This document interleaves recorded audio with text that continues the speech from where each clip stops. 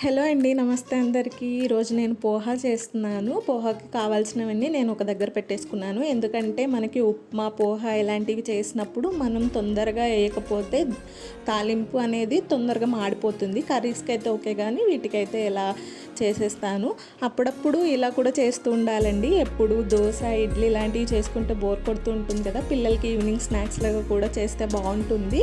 అలాగే నేను అటుకులు వచ్చేసి జస్ట్ నేను వాటర్లో వేసేసి ఆ డస్ట్ అంతా పోయేలాగా కడిగేసి పిండేసి వేసేసాను. పొడి పొడిగా ఉంది అనుకోండి, మనకి నోట్లో కొంచెం గొంతు దిగనట్టుగా ఉంటుంది. అందుకే నేను ఇలా చేశాను. టేస్ట్ అయితే చాలా బాగుంటుందండి. కావాలంటే దీంట్లో కొత్తిమీర కూడా వేసుకోవచ్చు. నేనైతే నా స్టైల్లో ఇలా చేస్తాను. ఒక్కొక్కరు ఒక్కొక్క స్టైల్లో చేస్తారు కదా. నా వీడియో కనుక మీకు నచ్చినట్లయితే, యూజ్ అవుతుంది అనుకుంటే నా వీడియోని లైక్ చేయండి, షేర్ చేయండి, సబ్స్క్రైబ్ చేయండి, సపోర్ట్ చేయండి. Thank you. Bye bye.